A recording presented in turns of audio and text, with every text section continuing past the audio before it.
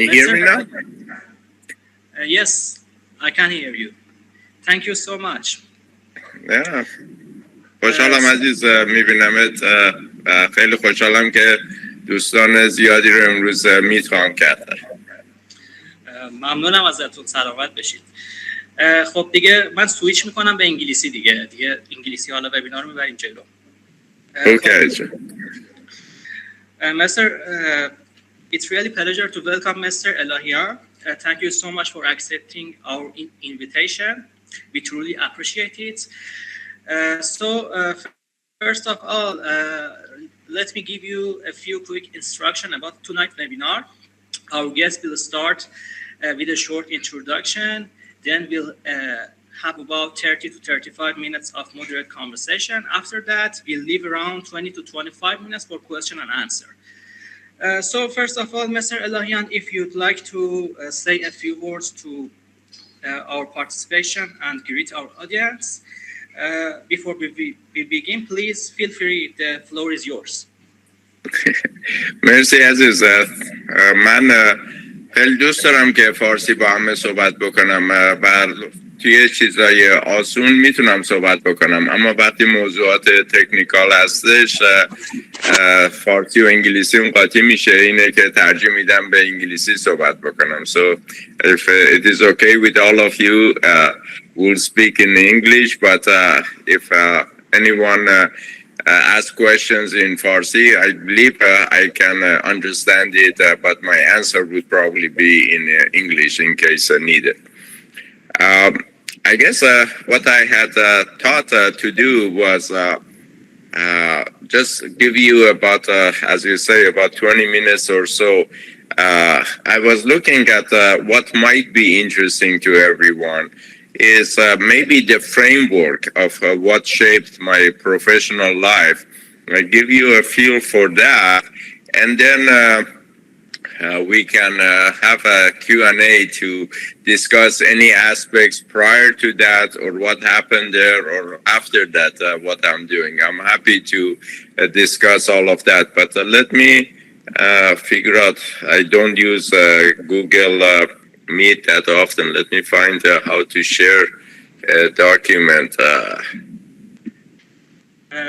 It's یه ذره اون پایین نوشته که اسکرین شیر اسکرین. Oh, okay. I saw that. I found that. That's mercy.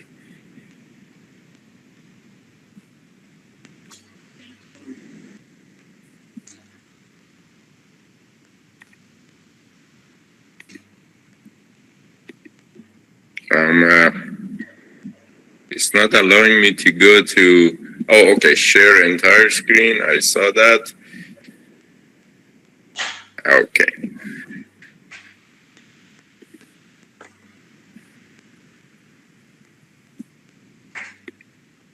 All right. Can everybody see? Yes. Okay. So, as a quick thing, my life started, my professional life started as an entrepreneur, and between 1980 to 2005, about 25 years of my life, I was involved in 10 companies, and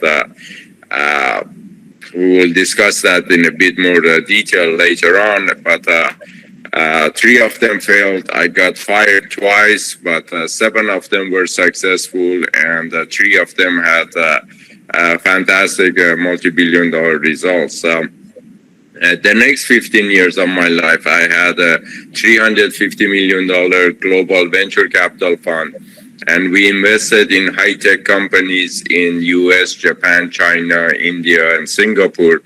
And we had some nice successes there, mainly BSIM, which invented 4G technology, and it had a very nice results. And the biggest one was an AI company called SoundHound, and that one went public.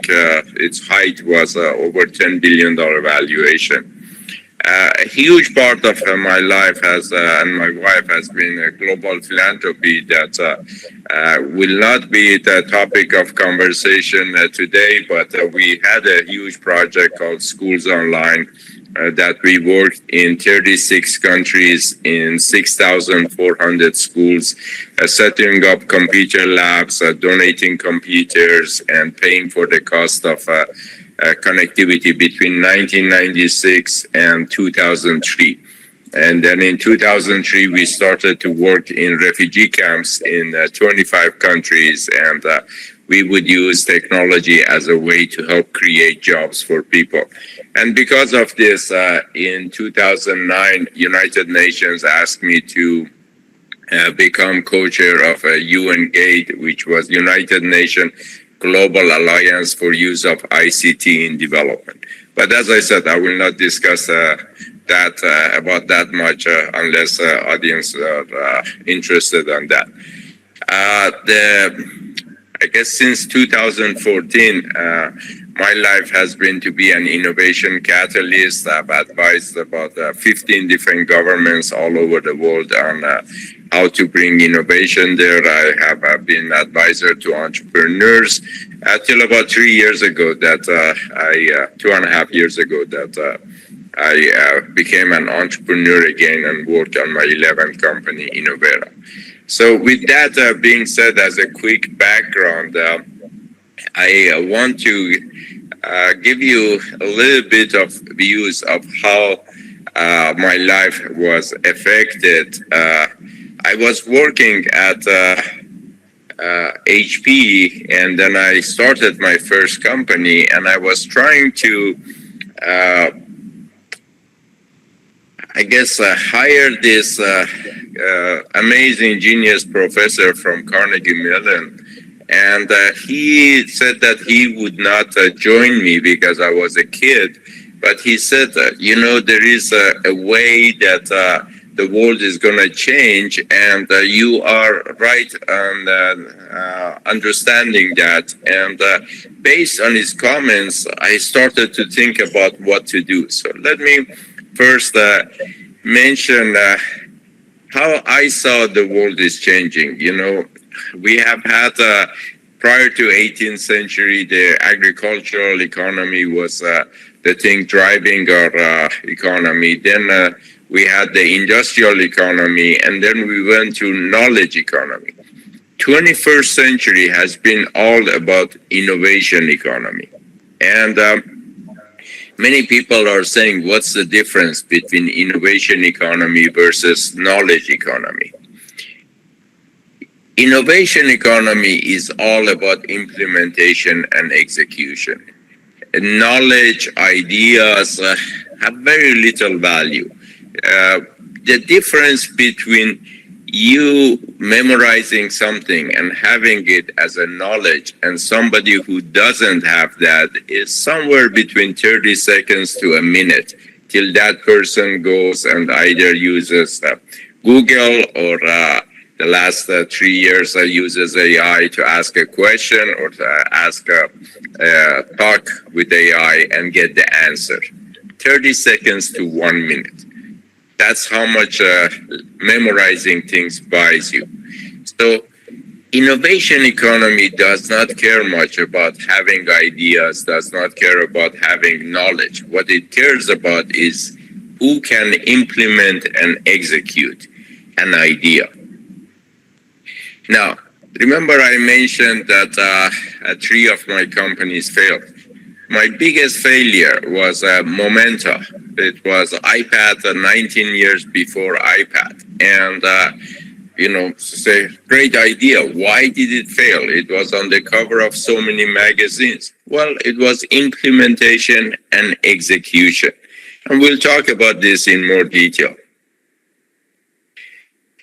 If we look at how the world has changed, as we have seen, we used to have bookstores all over the world, and they all got replaced by digital books.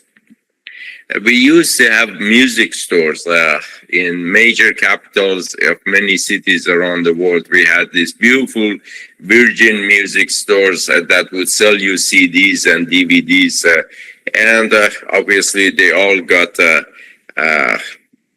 closed. We used to have video stores that you could go and rent videos, and all of that is gone. So to many people who were in that kind of a business, all they saw was their business got disrupted. And it really looked like a chaotic situation. But this professor, based on what he had told me, it was a very simple idea that I went and I put it into actually slide and made some improvements on it that, hey, anything that we do when we want to create value, we can either do it by hand or use mechanical tools, electromechanical tools, microelectronics, digital, or algorithmic approach. Depending on which way we do, the same amount of time, the more value we can create. And to make this kind of clear, I used to be advisor to World Bank, and about, I can't remember, 10, 12 years ago, I had to give a presentation to chief economists of World Bank in Middle East, World Bank in CSR countries, and World Bank chief economists for Africa. And I used this as a presentation. In the world of finance, if you want to do things manually, it takes a long time and you don't make much money. Many of you know, probably have seen pictures of Chotke. It was a good mechanical tool. Actually, when I came to United States, we were using slide rules, which were a more advanced version of this mechanical tool. If you wanted to use electromechanical, this is one of the first versions of an adding machine. But something that I witnessed myself was HP 12C calculator, scientific calculator. And the moment I saw an ad for this, I went and I bought it, and it allowed me to do everything so much faster because most of my classmates were still using mechanical tools. And this allowed me to actually help me to get 2 bachelor degrees by the age 20. There were many other things also, but this was a key tool for me. And then when the software came, everything became digital. Actually, the spreadsheet became the way that revolutionized the world of finance. But my talk 12 years ago to these people was the future is algorithmic. And if they see how the blockchain is working, it's going to completely go and change the world of finance. And we are still in the process of that is becoming more and more prominent, especially with the stable coins coming along. And Ethereum is something that I've always really seen as a good platform. So the world is not so crazily changing. It actually is moving towards inverted pyramid. The whole thing is changed from just so many things being done manually to everything moving and being done algorithmically. And it's not theoretical. In December 2014, actually, I need to update this. The highest value companies were Apple, ExxonMobil, Microsoft, Berkshire Hathaway, Alphabet, Johnson & Johnson, Walmart, General Electric, Chevron, Wells Fargo. 10 years later, the world changed. And if you look at it, all of this, with the exception of Berkshire Hathaway, started to use algorithmic value creation. And now, actually, if I'll update this, the highest value companies are worth trillions of dollars in matter of the last couple years because of AI. So it's not, innovation economy is not just disruption. It is creative disruption. And just to give you something humorous, I was actually with a number of my students at I've helped create a couple universities, and I was with some of them, and they took this picture, and upon their own initiative, they decided to create a creative disruption. As you can see, everybody got dressed up and had a nice formal outfit except me. They figured out I didn't deserve to wear a tie, which is actually quite correct. I hardly ever wear a tie in my whole life, but it was kind of funny how I saw my students saw me.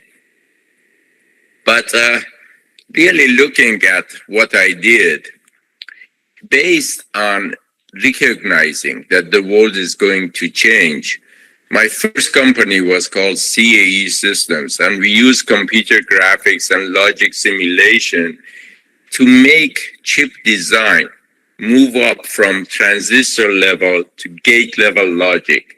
So you could design chips much faster with no device physics knowledge required.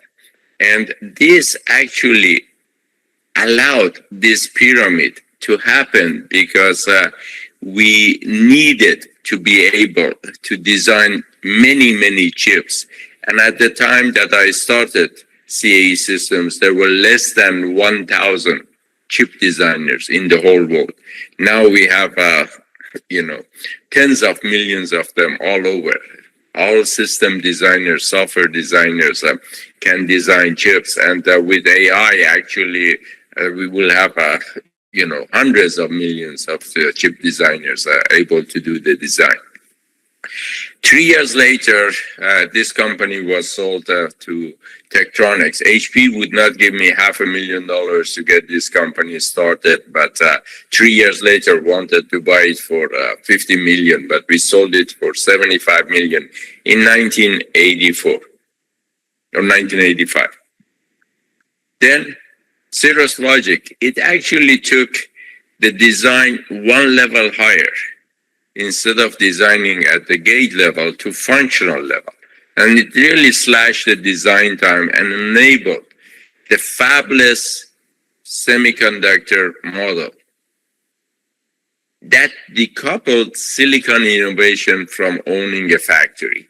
Right now, majority of new semiconductor companies are all fabless.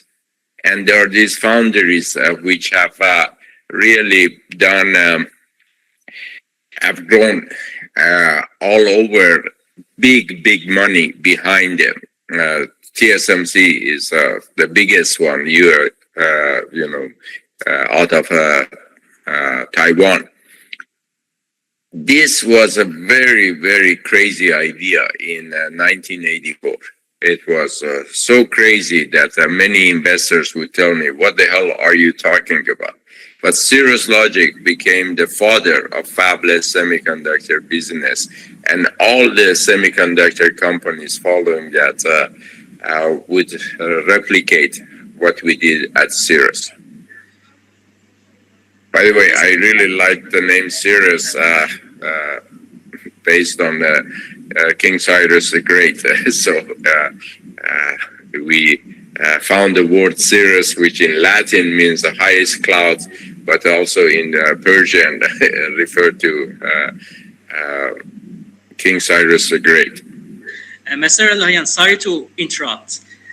Could you please presenting a little faster? I think the audience have questions. They raised their hand. Okay, all right. The next company was Momenta Computer, which, as I said, was iPad 19 years before iPad, and it failed. And the fourth company was NeoMagic, the first system in a chip that was put into IBM ThinkPad and Sony Vaio and created a whole new generation of laptops.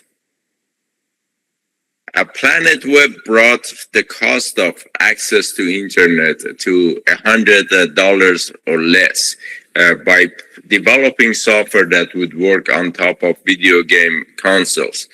And it really made internet being available to everyone instead of thousands to hundreds of dollars. And Centillium Communication became another multi-billion-dollar company. It used algorithmic content to these DSL chips would use copper lines that were available, but deliver starting at a few megabits per second to later on hundreds of megabits per second using copper line to enable the broadband. Cahoots was an amazing company that was like Skype 3 years before Skype. You could go and use real-time voice and collaborative browsing over the web, but it failed because it was ahead of its time. And Entopia was one of the first semantic web software companies that we developed this for reading all of your emails, all of your text messages, and helping you have relevant information when you are doing the searches on the web. And we found that our customers were all spy agencies, and I decided that I didn't want to enable the spy agencies to use our technology to spy on people. So I killed this company and lost a lot of money on it. Greenfield Networks was high performance Ethernet switching silicon that we sold it to Cisco. And Actelis Networks again used the DSL algorithms to go and create fiber grade Ethernet over existing copper. So these 10 companies, I was the co-founder and chairman of all of them. As a VC, we had BSIM Communication. BSIM, as you all know, means wireless. And it was the first company that developed both WiMAX and then later on LTE for 4G connectivity. And we sold it to Broadcom for $330 million. And SoundHound, as I said, was the last company that, as a venture capitalist, it was working with actually, again, Iranian PhD students out of Stanford, Dr. Kayvan Mohajer and Majid Imami, amazing entrepreneurs, and it went public, and at the height, the value of that was about 10 billion. Right now is around 3-4 billion. But the last 2.5 years, I've been involved in Innovera. I've become an entrepreneur again, and this is really going into algorithmic value creation, helping enterprises go and develop new ideas, have a simulation engine that helps them figure out which ideas to chase, because AI really allows you to look at millions of different things to do, and it is ideas are cheap. How you really go and make something happen with them is what we do. So that's the end of my conversation, and let me stop sharing of the screen.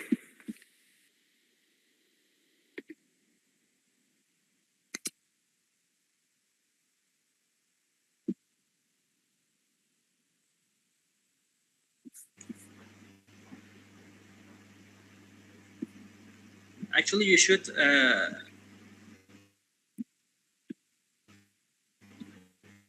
stop the share. Here we go. In the, yes.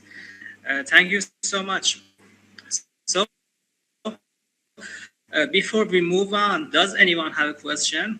Feel free to hit the raise button. دوستان اگر کسی سوالی داره میتونه دکمه ریز هند رو بزنه.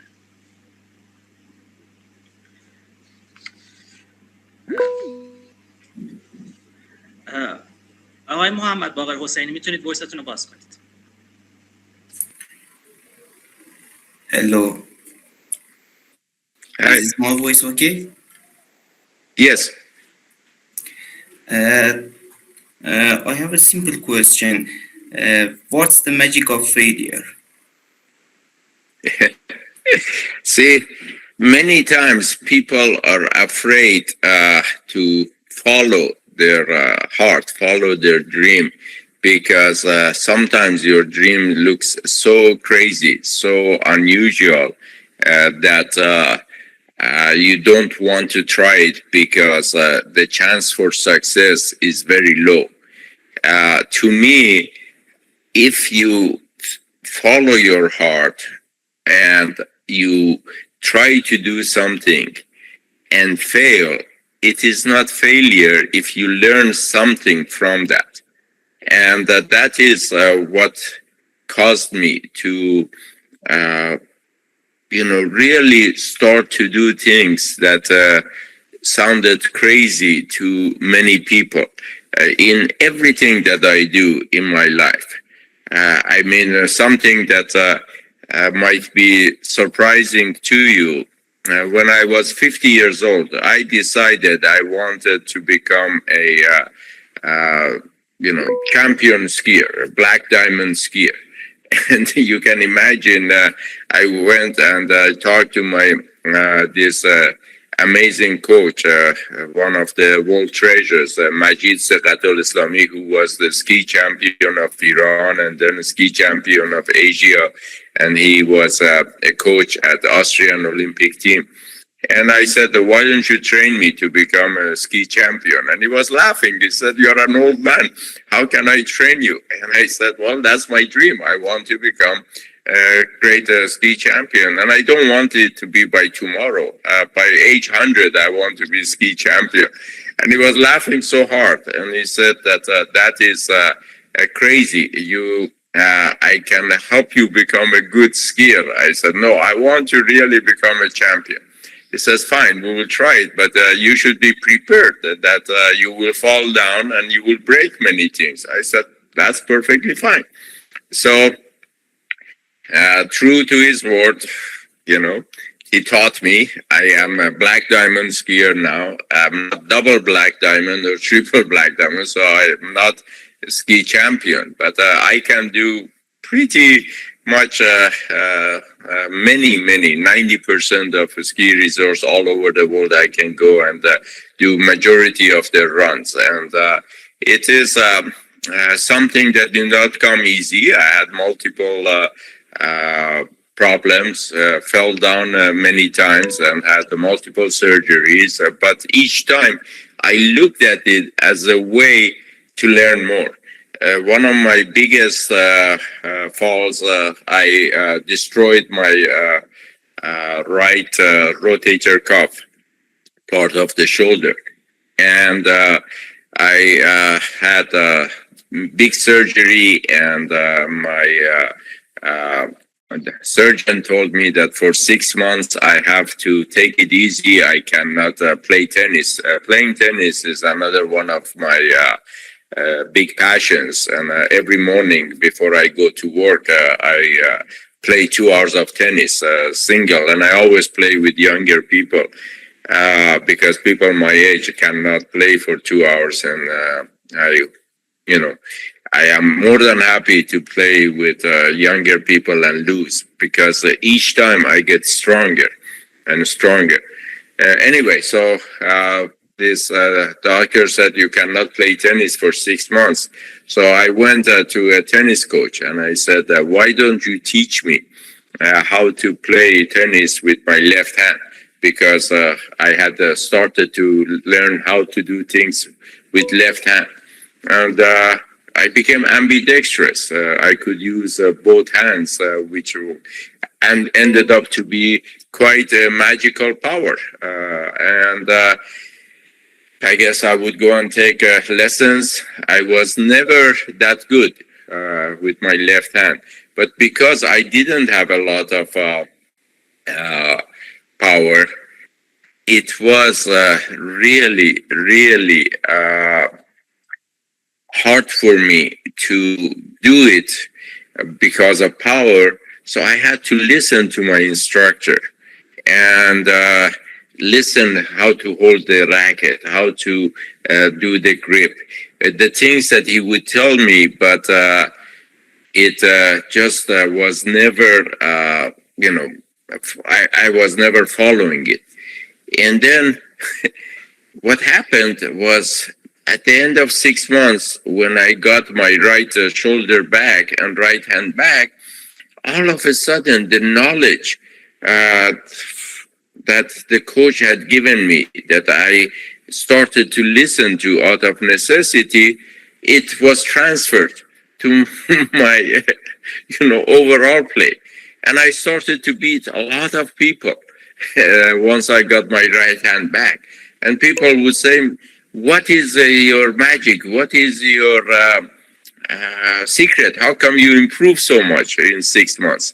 And I said, well, the secret is the failure that I had. And if you want me to share it with you, I have to break your shoulder so that you learn how I went through this. So if you look at every failure, everything that happens as an opportunity to learn, then your life becomes magical. You just become resilient. You get better and better. And I've had 14 surgeries in my life, and it doesn't stop me. I still go and when I ski, I race people younger than me. And yeah, I fall down every now and then, and I just use it as a way to improve. That's the magic of failure. Thank you so much. Miss Kavian, you can open your voice.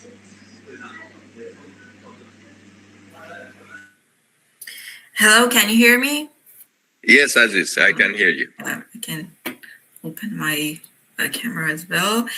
Hi. Hi. Yeah, if you open your camera, I can see your faces, and it would be nicer communications. Very nice meeting with you.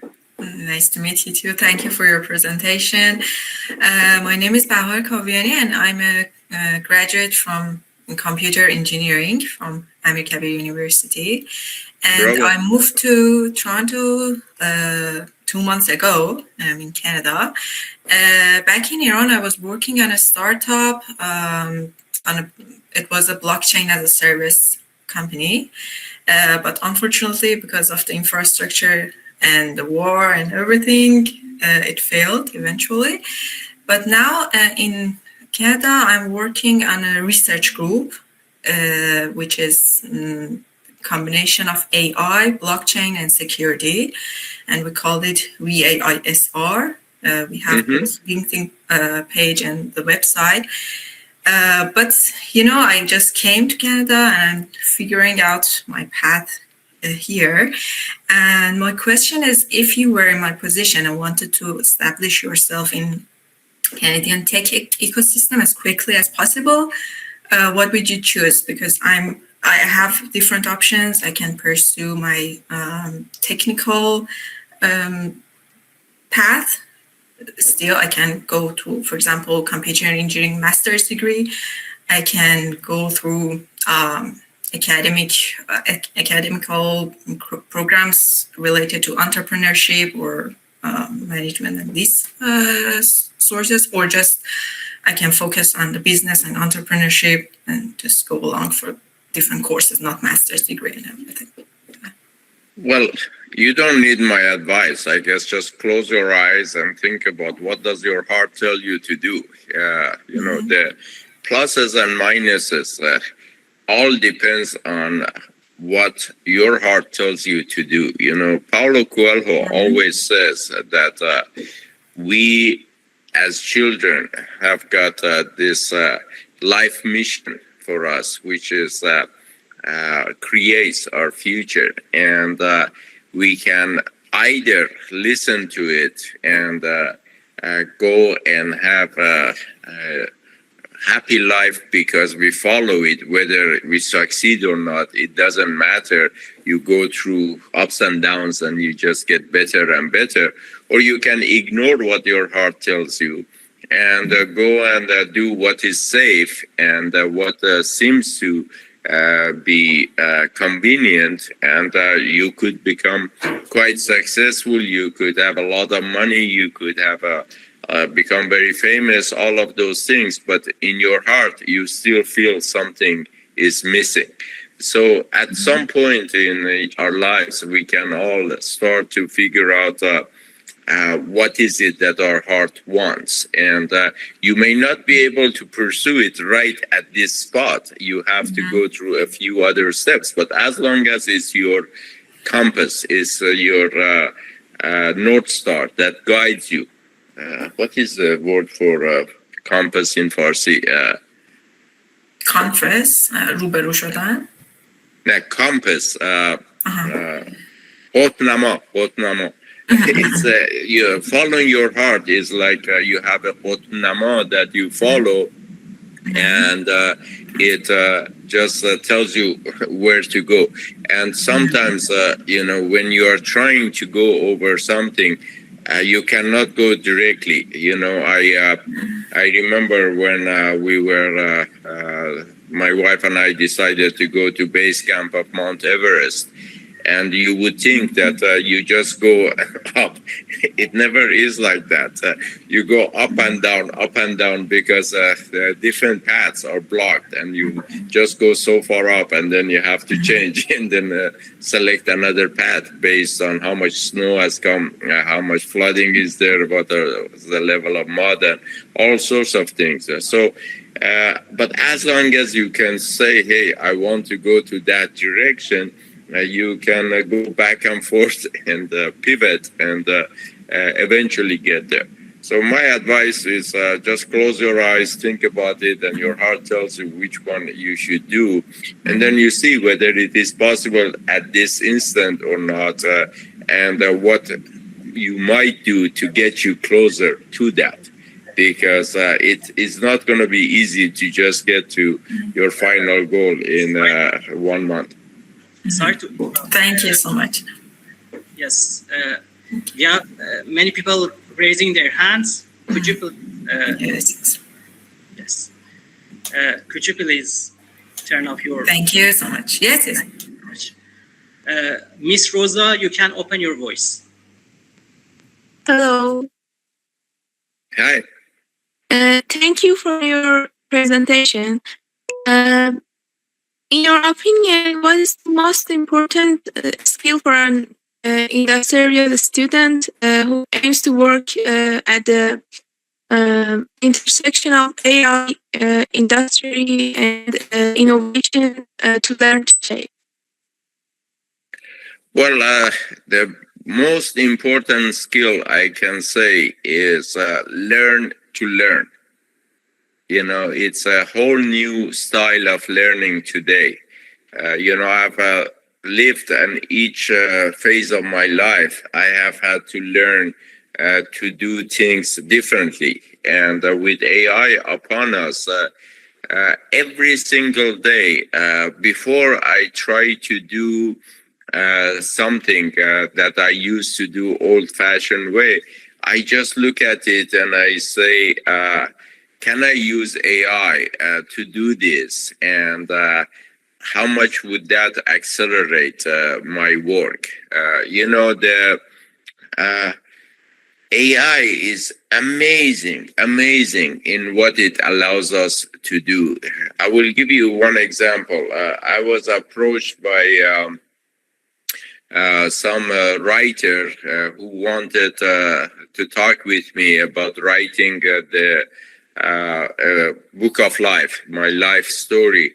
And she said that she thinks it would be a bestseller because she has written a couple more in the past, a couple, biographies, and it was very, very, I guess, a big success. So she wants to do it with me. And I said, let me think about it. How do we go about it? And she said that we will have conversations like this a couple hours per week. And after 6 months or something, I can give you the basic flow, and we agree how many chapters and the structure of the book and how we go about that. And I said, let me think about it. And all of a sudden I said, how could I use AI to do this? And, of the AI models, Gemini is amazing on watching videos and ingesting them. So I asked Gemini to go and watch all of the videos of all the talks that I have given in the last 46 years since 1980, and create a 15-chapter structure for my book. And I was astounded. It took it about 3 hours, and came up with a structure and a framework that is not 100% good, but it is, I would say, 85% workable. And it saved me, God knows, talking with this writer, for hours and hours and hours over a course of 3 to 6 months. So the best skill I can say is just learn a new way to learn, and on a daily basis, anything you are trying to do, say, if I use AI, how much faster I can do that. And remember that pyramid that I showed you, the inverse pyramid, that AI is algorithmic approach on the top, and that's the best way to do anything.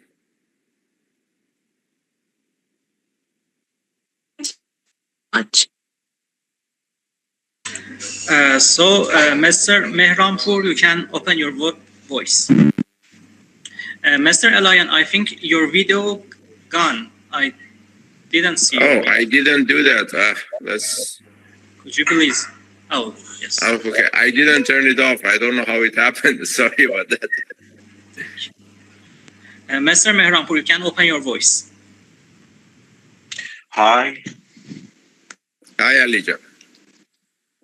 Thank you for sharing your experience with us.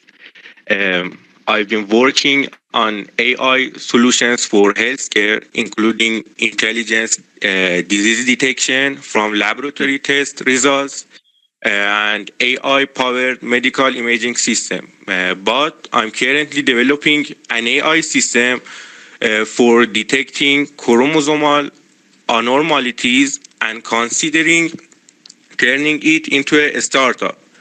Since I'm based in Iran, I'm unsure whether I should start building the startup now. We have war, sanctions, and this stuff, or continue developing something else like another product and launch the startup after I immigrate. From your experience, which approach would you recommend? And Ali John, a lot of it's opportunity. your voice is breaking up. I didn't hear your last sentence. Do you have my sound now? Okay. Yeah. I asked I should start building the startup now or continue developing something else like another product and launch the startup after I immigrate. From your experience, which approach would you recommend? Okay. Unfortunately, I have not been in Iran since 1975. So I only know about what is happening about sanctions and the environment in Iran through done through this video communications with various for all over the country. So I cannot give you advice on what is the best way. What I can say is that to start a company, there is amazing quick learning that you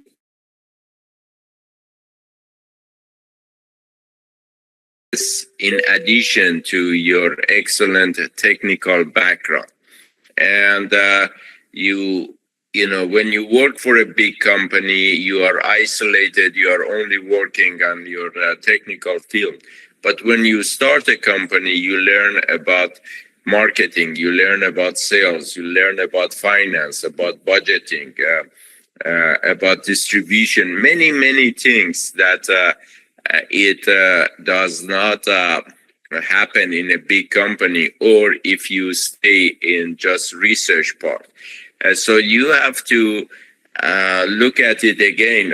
My advice is, you know, your heart will tell you what is the best thing. And as an overall thing, obviously, I always think entrepreneurship is the way to go. And you start a new company, you could go and change the world for a better.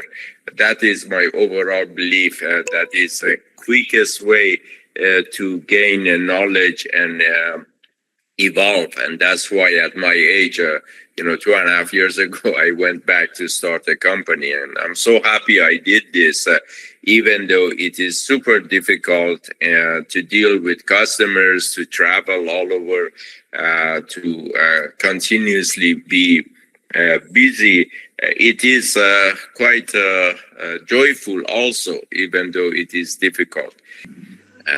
But you guys have got your own problems with your own government also, and it is too bad that the governments have problems. But I want to stay away from politics. I cannot, you know. It's better we get away the politics. Yes, let's not talk about any of that. Yes. So, Mr. Abbas. Thank you very much. So, Mr. Abbas, you can open your voice. Hi there. When and how did you find out you were good at finance and management and wanted to pursue it instead of engineering? Well, I actually, my first, well, first of all, I should say that I have had no financial academic training. I didn't get an MBA. I only took one course in accounting when I was starting my company, and I learned enough after a couple of weeks that I dropped out of it. So I, by no stretch of imagination, you can call me having expertise in world of finance.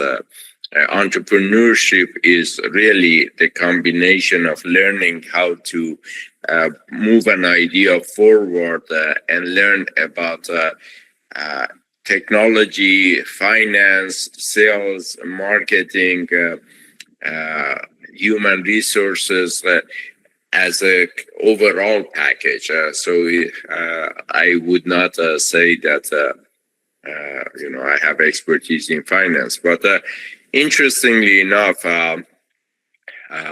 when I was 17 years old, I was going to Alborz High School, and I was a very bad student, and I, you know, was always making too much noise. I didn't know at that time that I was suffering from a mild form of ADD, that when the class was boring and the professor was not so good, I would lose patience, and I would make noise and the teacher would kick me out. So that was my case, and at that time, God bless his soul, Dr. Mushtahidi was our principal, and he had a rule that if you were kicked out of the class more than once or twice, he would not let you register for your next year. So I was 17, I was 11th grade, and I knew that I would not be accepted next year. Alborz was very peculiar, an amazing high school. So I saw there was an ad on the paper that in the celebration of 2,500-year history of Iran, they wanted to build 2,500 new schools all over Iran. And that was an initiative government wanted to do to bring education all over the country, because in 1971, the country was very developed in major cities, but not at the level of the villages or small towns.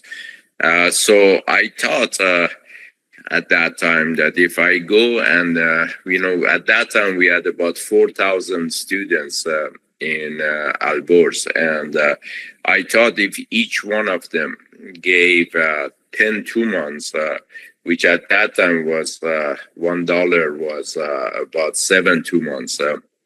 So if each student roughly gave it $1, we could get 40,000 2-months, or almost $4,000 or more than that.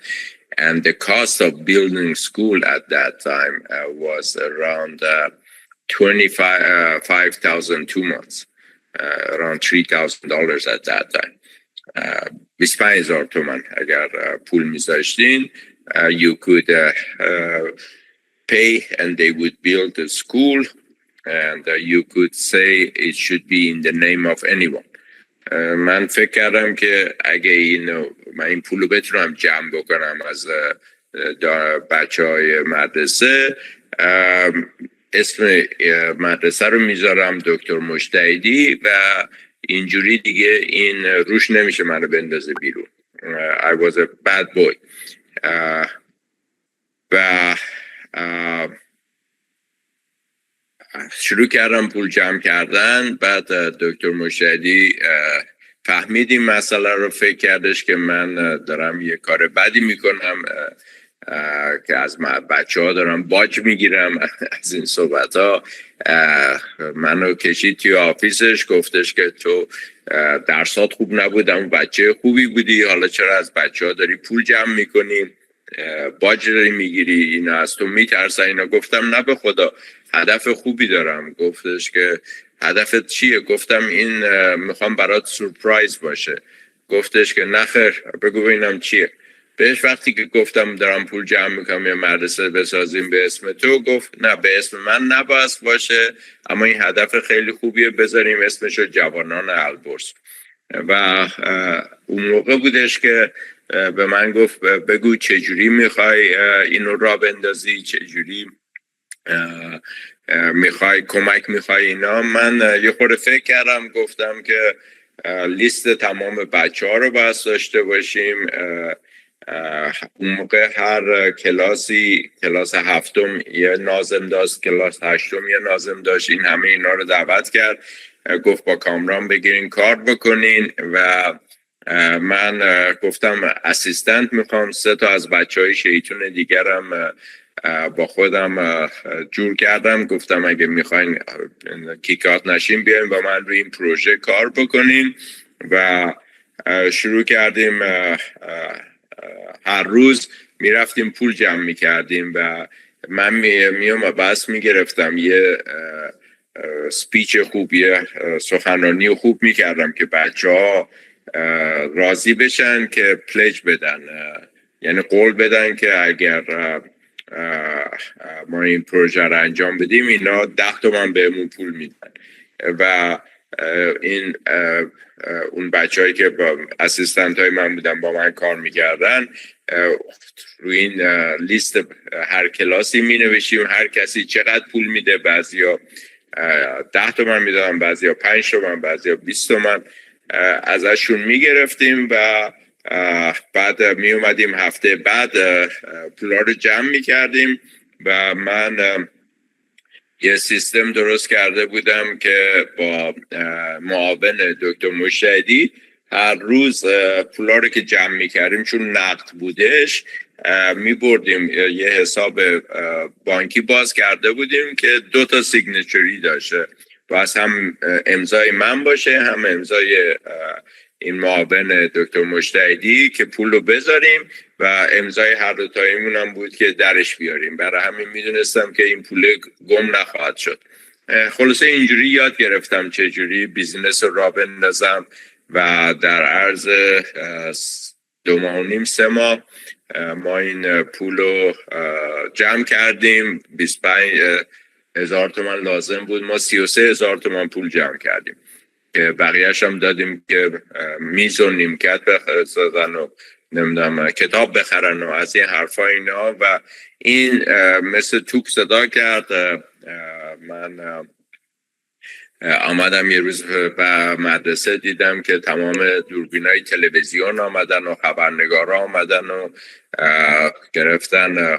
اون موقع دکتر وزیر آموزش پرورش خانم خیلی باهوش و کیپبلی بود، دکتر فرخرود پارسا. ایشون به ما یه جایزه خیلی خوبی داده شد. عکس ما رو همه انداختن که بچهای سن پایین چجوری میتونن پول جمع کنن مدرسه رو راه بندازن. اینجوری اولین دفعه بودش که من یاد گرفتم چجوری یه بیزینس رو میشه آدم راه بندازه.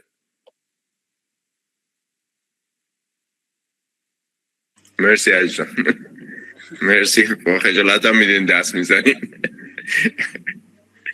اما من حرفی که همیشه میزنم اینه که تو هر موقعیتی آدم میتونه یه کارایی بکنه که به نظر بقیه عجیب غریب میادش و لازم نیستش که آدم بیاد فقط چه میدونم دنیا رو میخواین عوض کنین، یه کار بهتر، یه دنیای بهتر درست کنین، استپ بای استپ هر لحظه بتونین از یه چیز کوچیک شروع بکنین، هی اینا جمع میشه یواش یواش یه چیز خیلی خوبی در میاد. خب آقای کاظمی میتونید بویستون رو باز کنید. اگه منم میتونم سوالمو بپرسم برای شما. Hello, thank you very much for taking the time with us. My name is Sajid Doustan. I recently turned 20. I had the chance to attend your talk at EMIT 2025 at Sharif University. I was recently admitted to the Information Strategy program at Northwestern University. However, I dedicated to stay and continue building the startup we've been working on with a 50% team. I'm also involved a startup called Dersilicon in the collaboration with Kayson Group and American University of Technology. At the same time, I'm launching another startup that will most likely receive investment from Goran Group. One of the biggest challenge I face in Iran is working with large corporate investors and holding companies. I often get mixed signals. They seem interested in us, but at the same they are hesitant for folly comments. I'm trying to understand how successfully negative to enter investment journey from the VC stage all the way to a potential M&A exit. Thanks for it. Sure, عزیز. الان شما کجا هستین؟ توی آمریکا هستین یا توی ایران؟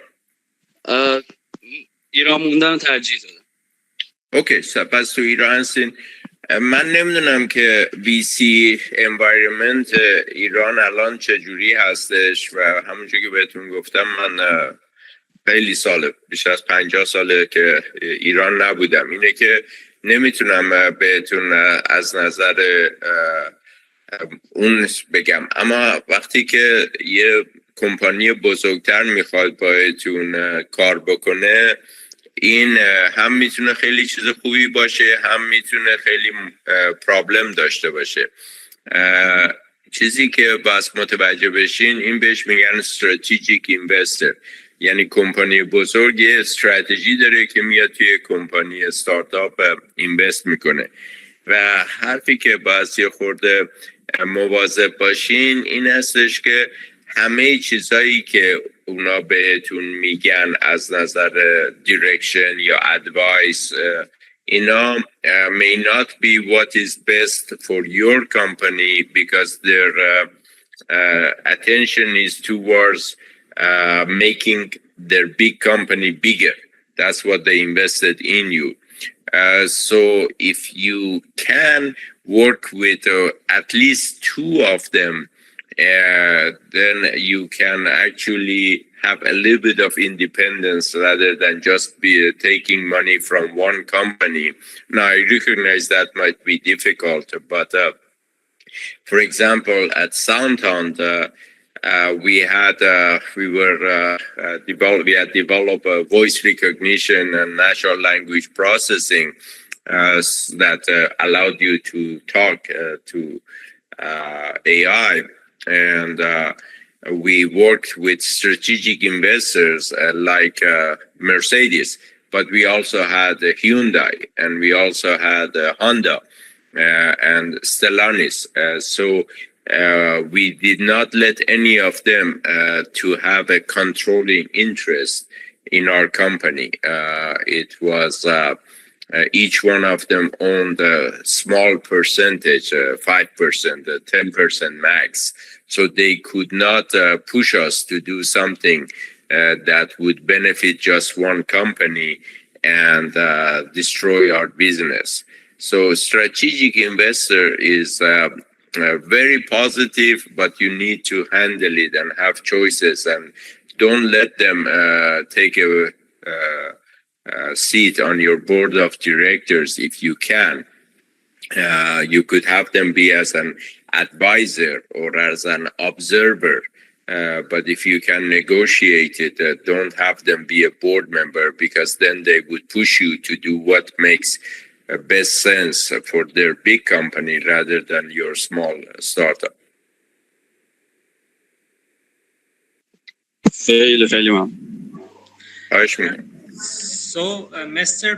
Bruce Proaster, I think Brace or Bruce, you can open your voice. Yes, sir, Bryce. Bryce, yes. I'm called Arman, by the way. Can y'all hear me properly? Yes. Bryce, where are you calling from? Let me turn on my webcam real quick.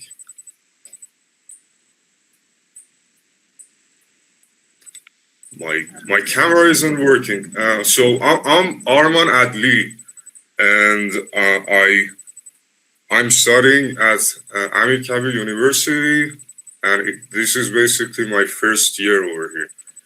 But I decided to join the workspace a little earlier before going to university, and I've gained some experience in marketing. I've been working with several companies and marketing agencies for 2 to 3 years right now, and I felt like we were lacking some technical abilities in order to be a larger startup or a potential unicorn at some point, and therefore I came to America to gain the technical abilities. My question is, how effective do you view marketing, CRM, like customer relation, and these soft skills compared to, for instance, programming, engineering, these skills? How would you put that to use if you were to immigrate from Tehran? We're based in Tehran, by the way, as you asked. But we're planning to move the business to the States, hopefully, and potentially if they let us. And how would you blend the marketing with a technical base? Like, how would you do it in 2027? Well, basically, if you are looking to have a startup and have a team, you want people with different backgrounds to come together. I did not start any of my companies alone. I always had at least 2 other people, sometimes 3 or 4 co-founders with me, because I recognized that I needed help. And even though I had a few technical degrees, I found out I was not the best engineer. And even though I had an understanding of, marketing at the beginning, I found out I was not very good at marketing, and I knew nothing about sales. And as I said, when I started my first company, I didn't know anything about finance. So I always selected people who had a lot more knowledge about each one of these to be my partners. And as you go through the process, you start to see which one of these you are the best at, and you zero in on that, and you have other team members to complement your skills. So that's how the prerequisite is. خیلی مهمه که تیمتون همه با هم همکاری بکنن و اگه یکیشون تکنولوژی بلد هستش، یکی دیگه مارکتینگ بلد باشه، بیشتر چیز داشته باشه. یواش یواش خب همتون خیلی این چیزا رو یاد میگیرین از هم دیگه، اما برای شروع خیلی مهمه که یه کامپلیمنت داشته باشین و این مسائل نظیر CRM و مارکتینگ تکنیک های قدیم داره همش عوض میشه. الان خیلی مهمه که شما اجنتیک مارکتینگ رو یاد بگیرین، چون که نمیدونم ایده‌ای که دارین آیا B2C بیزنس تو کانسومر هستش یا B2B بیزنس تو بیزنس؟ بیشتر B2B بوده تا الان و هرچی ریونیو داشتیم هم تقریبا از همین مسیر بوده. اوکی، تو B2B خب باید بگردین کاستمرهای دیگر رو پیدا بکنین که و ببینین چجوری میتونین اینا رو ریچ بکنین. بستگی به قیمتی که داره میتونین ببینین که آیا از چه لولی باز با کاستمرتون با مشتریتون حرف بزنین. اگه یه چیز تکنیکال هست دارین بهشون میفروشین، لول انجینیر به انجینیر امکان داره کار کنه، یا اینکه انجینیر با منیجر کار کنه، یا انجینیر برای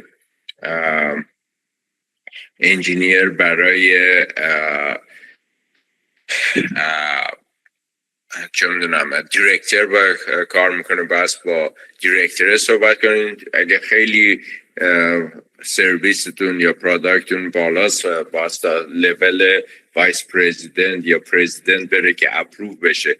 من این به اندازه کافی نمیدونم که در مورد پروژهتون چجوری هستش و بر اساس اون اپروچتون فرق میکنه. یکی از دوستان پرسیده بودن که دیدم توی چت What is agentic marketing؟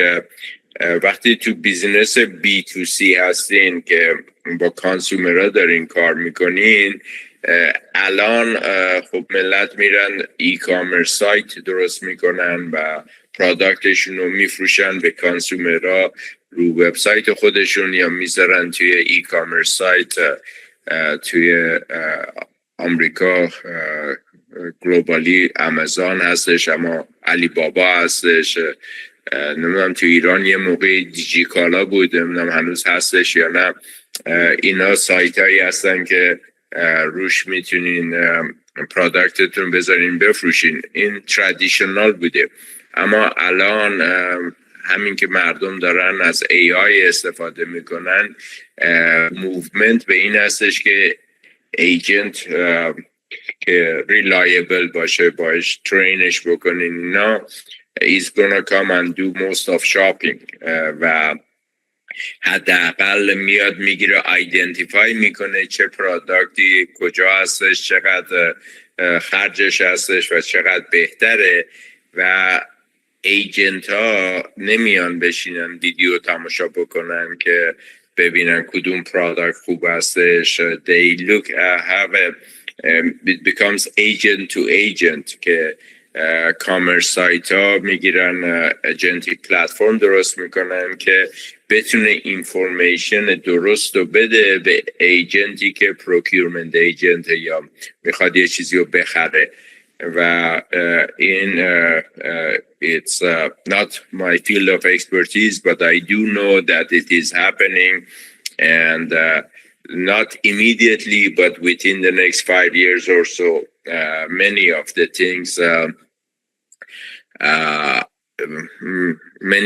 things will be agent to agent decision making rather than something that a human being will come and say, let me see what I want to buy and make decision myself.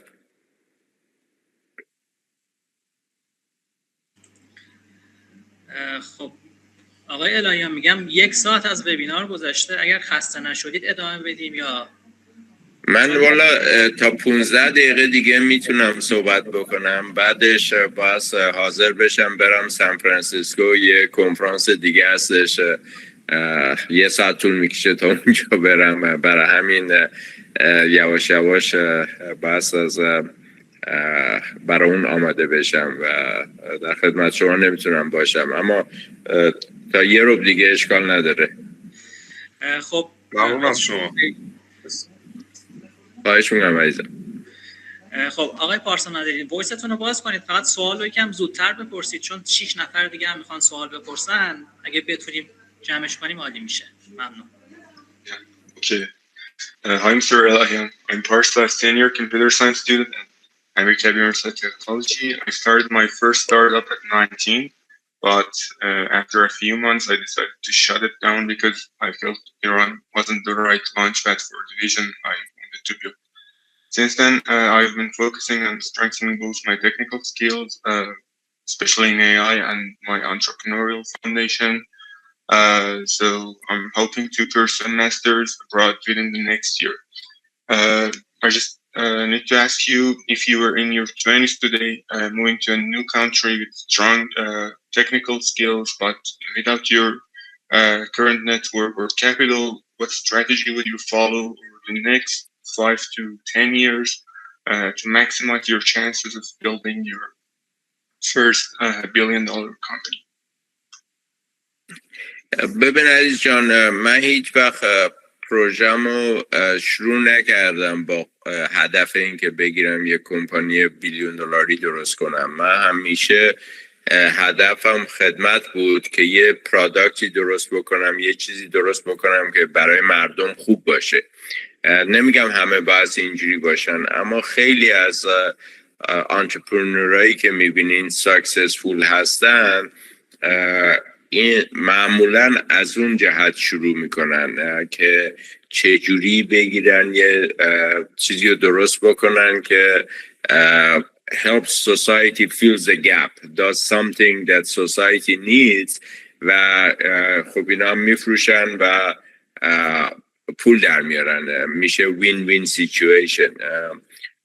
من فکر میکنم که اگه شما هرچی بیشتر تکنیکال بیستون رو قوی تر بکنین بر اساس the needs of future، مثلا نمیدونم شماها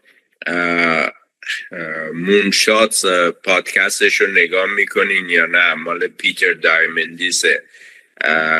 این میخواین من می نویسم اسمش رو توی چت برای همه، یا این که اگر یکی از دوستان میدونه لینکشو بده. مون شاتس، پیتر دایمندیس. این خیلی مهمه که هر هفته اینو تماشا بکنین. 1 ساعت از پادکستش صحبت میکنه که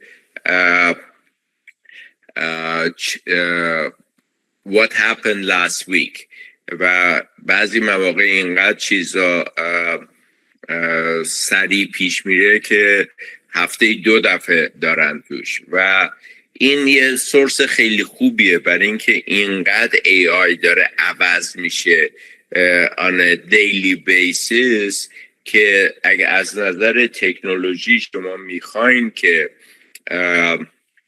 بگیرین ادوانس باشین، این خیلی مهمه که بدونین چه چیزایی دیروز اختراع شد چون عوض هی داره میشه. این مثلا موومنتی که برای اوپن سورس هستش، به خصوص چیزایی که از چین الان داره در میاد. اولش کوین بود، بعد این هفته پیش کیمی K3 بود که اصلا یه چیز revolutionary بود که حسابی فاندیشن اپروچی که آمریکا داشته به AI رو شکل کرده و این خیلی مهمه که ببینین که میتونین از سیستمای اوپن استفاده بکنین که مجانی هن یا خیلی خرجش پایینه و کارایی رو بکنین که کمپانی‌های بزرگ تو آمریکا بیلیونز آف دلارز، میلیاردها دلار خرج میکنن. این کمپانی کوچیک چینی یاد گرفته چجوری بگیره این کارا رو بکنه. این اپروچی که چجوری دیستیل بکنین مدل‌ها رو، این خیلی مهمه. چجوری دیستیلش کنین برای سپسیفیک verticals مخصوص به چیز. این اتفاقا توی این گروه پیتر دایمندیس یکی از آدمای 4 نفر همیشه توی پادکستش هستن. یکیشون یه پسر خیلی جینیسی هستش که 2 تا 3 تا PhD تو سن 19-20 سالگی گرفته. اسمش هستش الکس ویسنر گروس AWG. این روی لینکدین یه چیز داره on a daily basis میاد بهتون میگه که دیروز چی پیش اومد تو World of AI. یعنی اصلا یه آدم جونور عجیبیه این، چون که هم دیگری تو فیزیکس داره، دیگری تو مدیسن داره، دیگری تو فایننس داره. خیلی unusual از همه طرف اینا رو نگاه میکنه و هر روز میگه که AI چه کارایی کردش. اسمش از الکس ویزنر WISNOR گروس GROSS الکس ویزنر گروس. توی لینکدین اگه بریم پیداش بکنین. میخواین من بگیرم؟ You should look for that or ask AI to give you the LinkedIn thing if you can't find it directly on LinkedIn. اما رو خود لینکدین چیز داره، دیلی پادکست داره.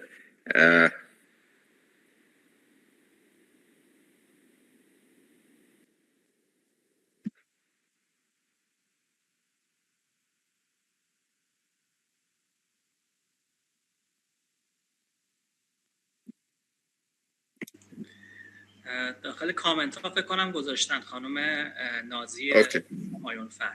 آره مثل که نازی خانم گذاشتن. بذاری من کلیکش کنم ببینم همونه. آره عزیزم، براو نازی خانم، همون درسته. این الکس هر روز میگیره این چیزا رو نشون میده. اصلا unbelievable که این چجوری این کار رو میکنه و من highly recommend میکنم که شما بگیرین چیزش رو فالو بکنین.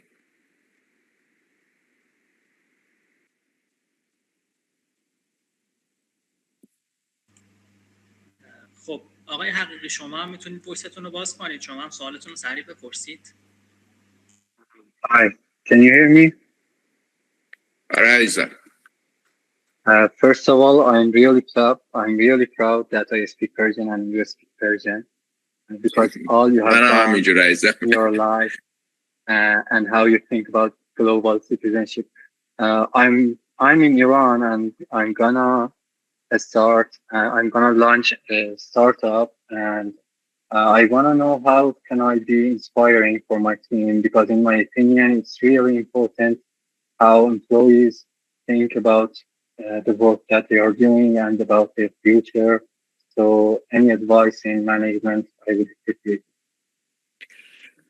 ببینید من حرفی که همیشه میگم، یه لیدر خوب خودش باید بگیره یه کارایی رو بکنه که بقیه ببینن اکشن این چی بوده و این اینسپایرش میکنه. یعنی به جای اینکه آدم بیاد به بقیه بگه مثلا کار زیاد بگیرین بکنین، اگه خود لیدره کار زیاد بکنه خب بقیه هم میگن که این لیدرمون داره کار زیاد میکنه، ما هم باید بکنیم.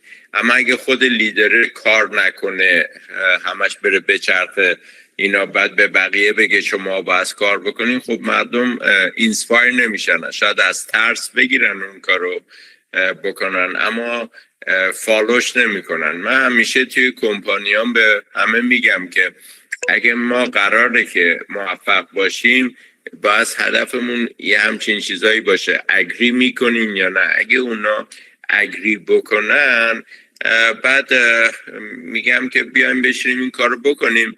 اگر یکی اون کارو که گفته میکنه نتونه بکنه، من فوری خودم والنتیر میکنم که من بگیرم اون کارو بکنم و اینجوری یه کالچری به وجود میاد که به صورت تیم ورک، تو HP بهش میگفتن پارتیسیپیتیو منیجمنت، که همه اینوالو هستن تو این پارتیسیپیشن و تصمیم میگیرن چی کار بکنن و یه سیستمی میذارین که هر روز همه بیان با هم مثلا برای یه رو بگن هر کدوم چی کارا رو کردن و کجا کمک میخوان و یه تیم ممبر دیگه که وقت داشته باشه یا ابیلیتیشو داشته باشه بگیره کمک بکنه.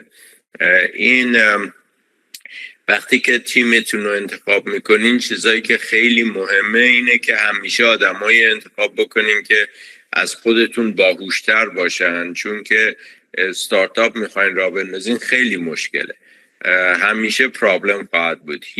من الان این استارتاپ 11 که خودم دارم راه میندازم اینقدر پرابلم داریم هر روز، اما من خوشحال هستم که همه آدمایی که تو تیممون هستن از من باهوشترن. این خیلی مسئله مهمی هستش که آدمایی استخدام بکنیم که از ما باهوشتر باشن. بعد باید مطمئن بشیم که این آدمایی هم باشن که زود تسلیم نشن. این شما حتی یه مسئله رو دارین حل میکنین، یه جوابشو دارین، این دلیل نمیشه چون جوابشو دارین فوری این انجام میشه. تاماس ادیسون میدونستش که لایت بالب رو چجوری درست کنه، چراغو، اما تئوریشو میدونست، اما خدا میدونه 50 دفعه 100 دفعه هی داشت آزمایش میکرد، هی شکست میخورد. هر دفعه یاد گرفت که فیلامنتشو چقدر بزرگتر بکنه یا کوچکتر بکنه، الکتریسیتی چقدر رد بکنه توش، اینا تا اینکه بالاخره فهمید. این مسئله رزیلینس که آدم گیواب نکنه خیلی مسئله مهمه. پشتکار باید داشته باشه. مسئله تیم ورک خیلی مهمه که بدونن چجوری با هم دیگه کار بکنن. مسئله اول از همه مسئله آنستیه. بس همه آدمای دور خودتون جمع بکنین که نه تنها باهوش هستن، نه تنها گیواب نمیکنن، آنست هستن، بیان دروغ نمیگن. چرا؟ برای اینکه اگه همه بیان اوپنلی با هم صحبت بکنن به صورت یه تیم، میان میگن که اینجا این چیز کار نمیکنه، اون یکی کار نمیکنه، بهتره با هم همکاری کنیم اینو مسئله رو حل بکنیم. اما اگه امین نباشن، آنست نباشن، میگن یواشکی چیزی بکنیم که این چیز کسی نفهمه. انگلیسی میگیم که you hide it under the carpet, sweep it under the carpet که کسی نفهمه. خب اگه ندونین که کمپانی اشکال داره، این اشکاله بزرگتر میشه. اول یک کاستمر پرابلم داره، بعد یکی دیگه اگه شما ندونین یهو کمپانی برشکست میشه برای اینکه یه چیزی درست نشده و همه از دستتون عصبانی میشن. یه چیز دیگه هم که من همیشه میگم که خوبه توی تیمتون داشته باشین، سنس هیومره. یه خورده چیزو داشته باشین که جوک بگین، حرف بزنین، یه مطلق بگین با هم دیگه به صورت فرندلی، با هم دیگه جوک بگین اینا، چون که بیزینس استارتاپ خیلی استرسفوله و وقتی که یکی یه جوک خوب بگه همه بخندن، این بادی یه سری هورمونای رو چیز میکنه، ترشح میکنه. حالا فارسی و انگلیسی رو دارم قاطی میکنم. your body releases some hormones that actually allows you to calm you down, and then when you're calmed down you can achieve more. اما وقتی که استرسفول باشین خیلی براتون مشکله. خیلی هم کار بکنین چون استرس زیاد هستش نتیجه نشون نمیده. مرسی عزیز جان. من معذرت میخوام که باز برم، کنفرانس بعدی هستش. خیلی خوشحال شدم با همتون صحبت کردم. اگه شما بیاین روی لینکدین با من کانکت بکنین، من متاسفانه روی لینکدین 30,000 تا بیشتر کانکشن نمیذاره داشته باشیم و من الان 10 ساله که این مکسیموم رو گرفتم. اما اگه برای من رو لینکدین یه مسیج بفرستین که همین فقط های بگین یا بگین که با هم توی این کنفرانس حرف زدیم یا اینجوری چیز شدین، من بهتون جواب میدم و دعوتتون هم میکنم که یه گدرینگ ویرچوال هستش. حدود 12,000 تا آدمای های تک هستن دور تا دور دنیا که همه اصلا اول کار ایرانی بودن که رفتن اروپا یا ژاپن یا چین یا کره یا جاهای مختلف. میتونین اونجا با هم دیگه حرف بزنین، از هم دیگه کمک بخواین، چون فقط مسئله آمریکا نیستش. اگه نمیتونین آمریکا بیاین به خاطر سانکشن فلان اینا، میتونین برین اروپا، میتونین برین چین، میتونین برین هند، جاهای مختلف میتونین کارهای مختلف بکنین و تو همه جای دنیا آدمای خوب هستن، اونا رو بس پیدا بکنین و با اونا کار بکنین. تو همه جا آدمای بدم هستن، اونا رو اواید بکنین. این گلوبال سیتیزنشیپ، هممون آدمیزادیم و من بهتون قول میدم هر مملکتی، هر مذهبی هم خوب داره هم بد. شما بس بگردین اونا یا پیدا بکنین که خوب هستن، با ایشون شیر بکنین و به هم دیگه کمک بکنین. بسیار عالی. خب خیلی ازتون تشکر میکنم دعوت ما رو قبول کردید. خیلی مرسی عزیزان. خیلی خوشحال شدم همتون رو دیدم. give you a big hug. همتون میبوسم و امیدوارم که خوب باشین. سلامت باشین. خیلی قربان شما. با اجازه. خداحافظ. خداحافظ.